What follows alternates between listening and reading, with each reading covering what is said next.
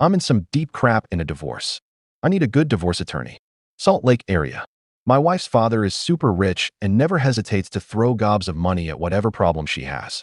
He also hates my guts. That's just to say that I'm sure he will pay for the best attorneys money can buy. I need someone who is good but can fight hard relatively cheaply. Does anyone have a recommendation? Update number 1, which includes the since deleted, infamous terrible advice. I'm in some deep crap in a divorce. A while back I asked for advice on a good divorce attorney in another sub. Someone said, you don't have to hire the best or most expensive attorney. You need to consult with the top family attorneys in town. The lawyer cannot represent your ex if you've discussed your marriage with them. It's a conflict of interest. Read up on it. There are a few tricks you can pull to help even the playing field.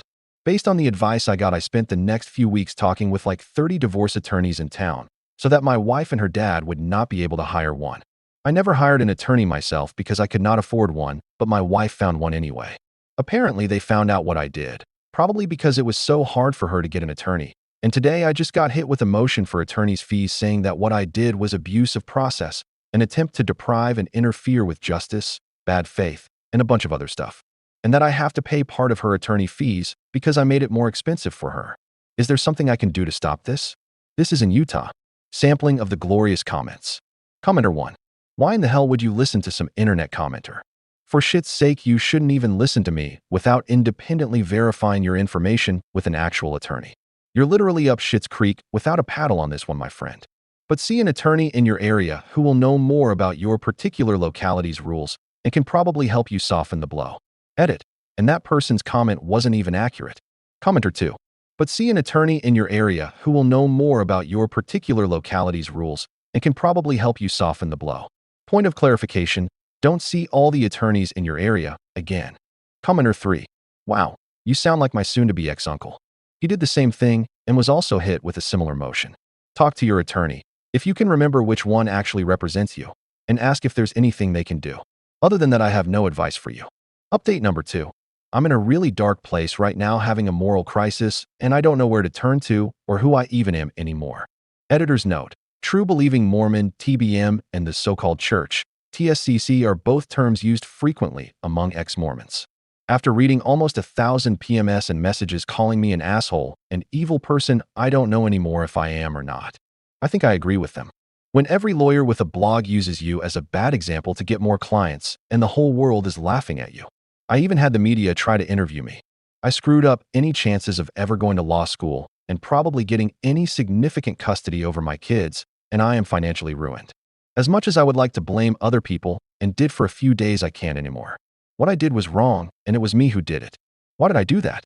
The crazy thing is I never would have even considered doing something like it when I was TBM. But I got excited, and it felt like everyone in the sub was on board. I thought that leaving TSCC would make me a better person, but if I am honest with myself, I have to admit that I am a worse person. Because it's not just this, it is other stuff too. Is it the same for anyone else?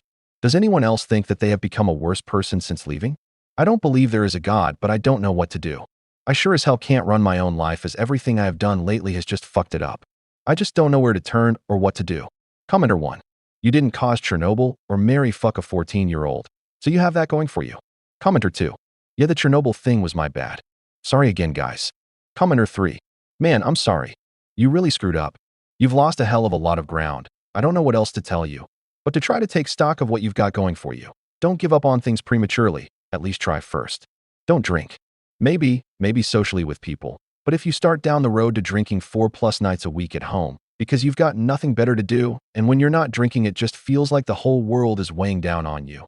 It's a ridiculously difficult habit to break out of. And that's when your life isn't actually all that shitty like mine. If you have actual woes, I can't even imagine. Commenter 4.